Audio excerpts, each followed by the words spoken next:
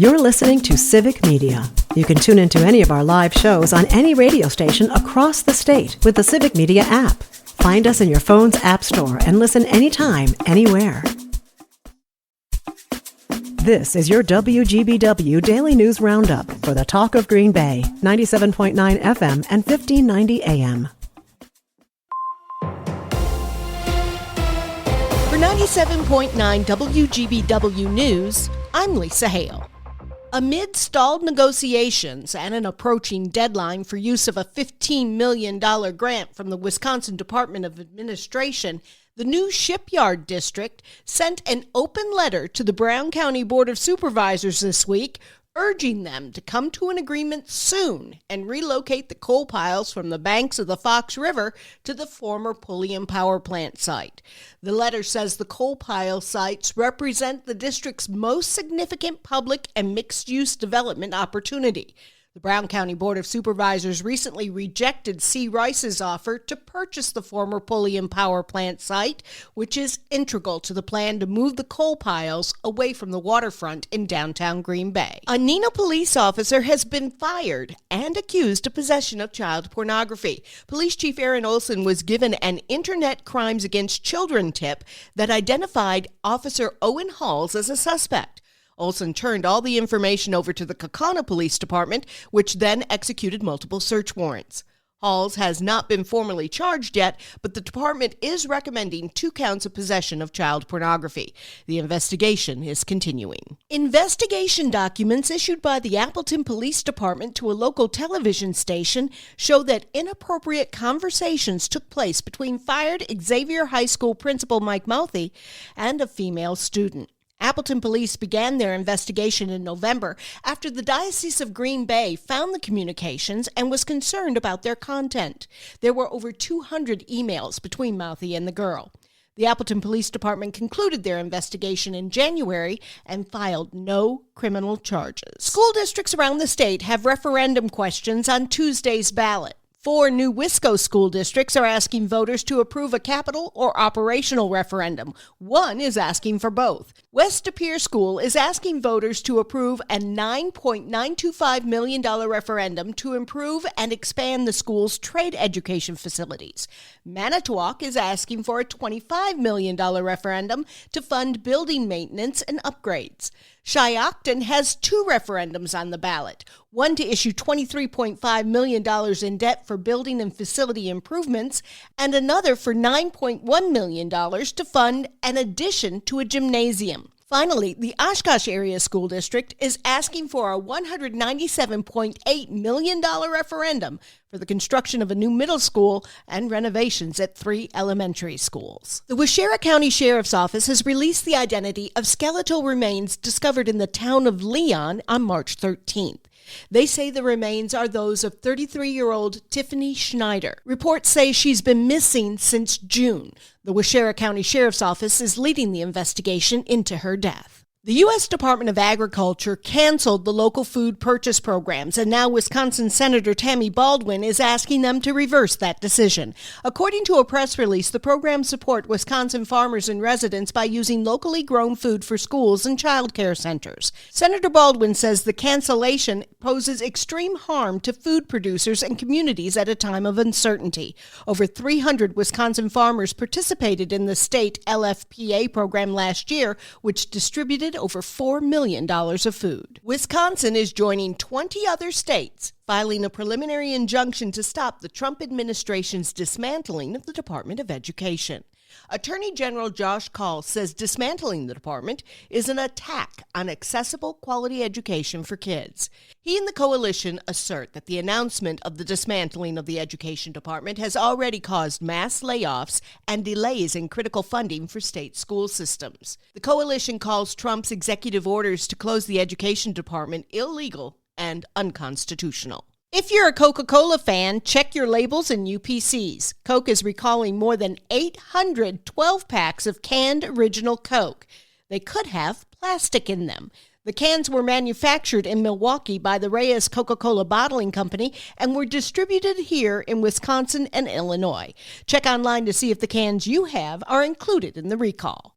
It's a case of stolen or borrowed identity, and it's not a laughing matter.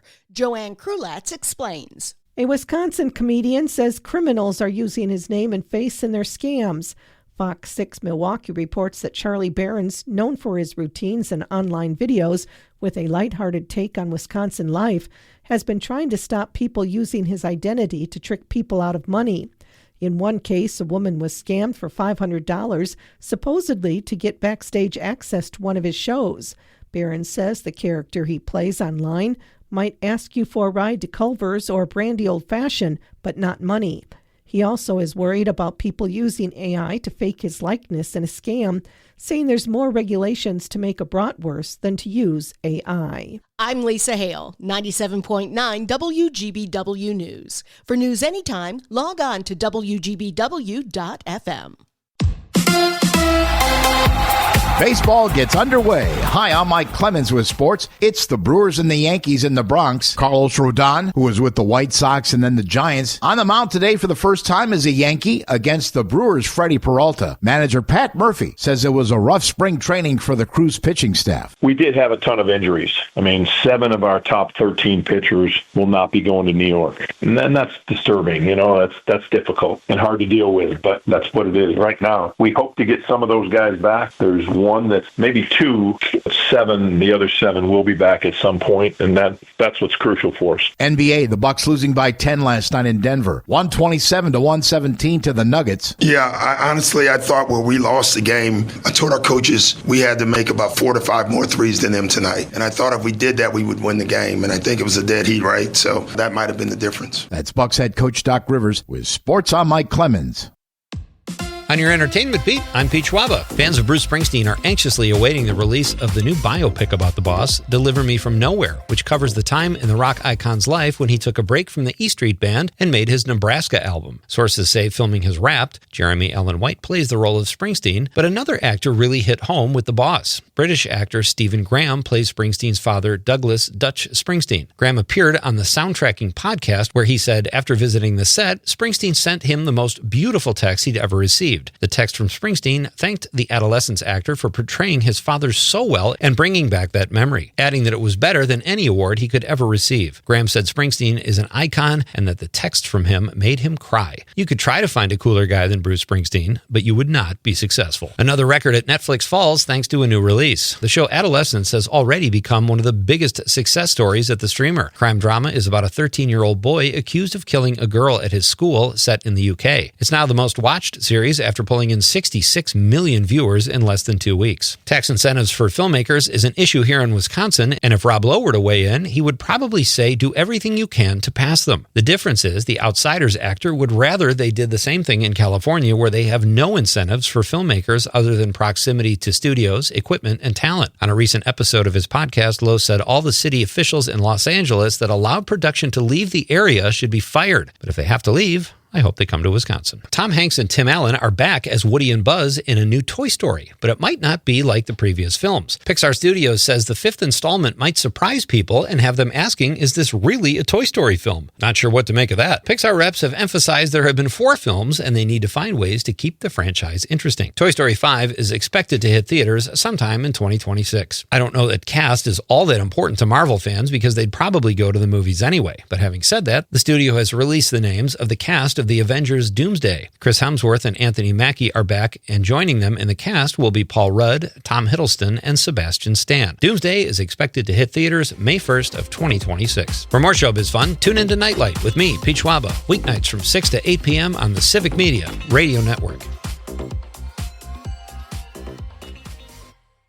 It is going to be mostly sunny today. Our high right around 55 this afternoon with wind out of the west at 5 to 15. Tonight, some drizzle after midnight, low of 33. Tomorrow, mostly cloudy with a high in the mid-50s. Showers and scattered thunderstorms are possible late tomorrow into tomorrow night. I'm meteorologist Sean Cable. Current temp now 37.